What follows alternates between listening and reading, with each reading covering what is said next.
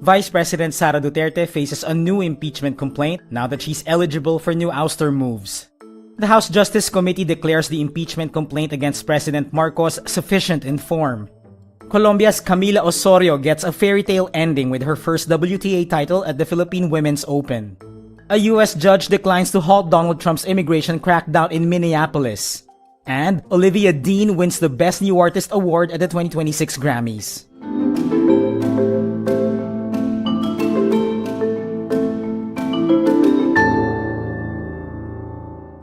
Progressive and civil society leaders file fresh impeachment complaints against Vice President Sara Duterte. The petitions were submitted by the same groups that lodged the first batch of impeachment cases against her last year.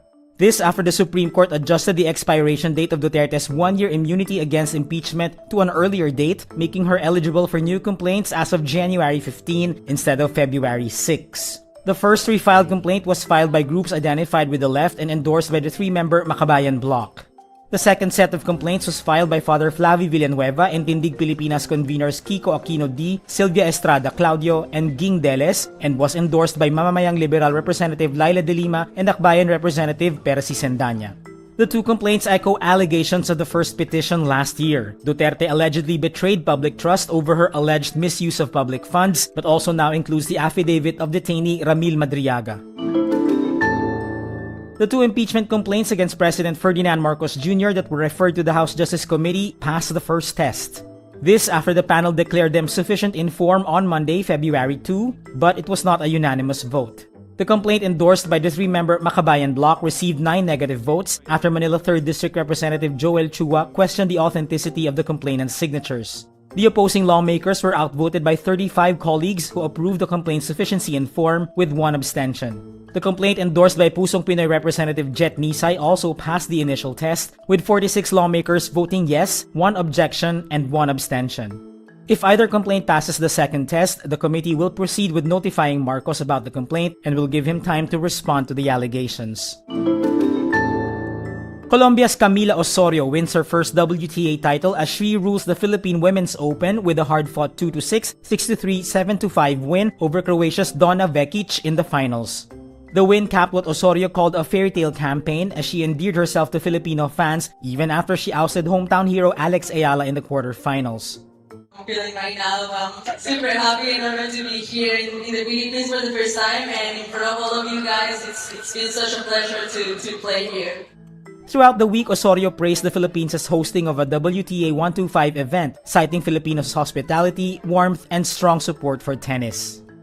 I had, a tough start of the year. So, winning this match means a lot to me. And obviously also being first time here, it's unreal and basically a fairy tale for me.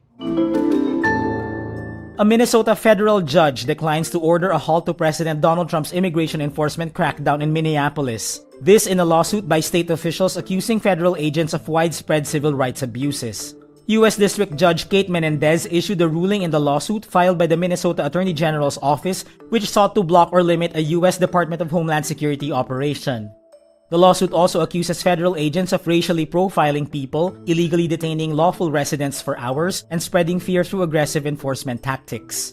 Tensions in Minneapolis ramped up after ICE agents killed Rene Good on January 7 and fatally shot Alex Preti on January 24. But comments by Trump suggest federal law enforcement deployments will only happen in the future if cities request it. And if they want help, they have to ask for it.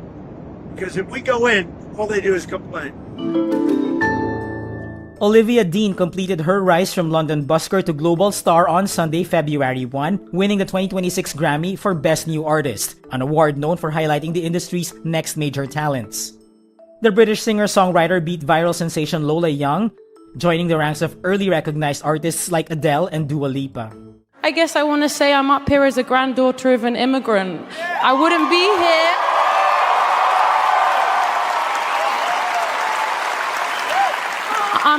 I'm a product of bravery, and I think those people deserve to be celebrated. Dean's mother is of Jamaican Guyanese heritage, while her dad is English. Meantime, Puerto Rican rapper Bad Bunny used his Grammy speech to denounce U.S. immigration enforcement. We're not aliens, we are humans, and we are Americans. This after he was honored for his album Debí Tirar Más Fotos with the Best Music Urbana Award. Other attendees at the 2026 Grammy Awards made similar remarks. And that's today's wrap. I'm JC Gutinga. Thank you for watching. Click the link below for the full story. For more updates, download the Rappler app.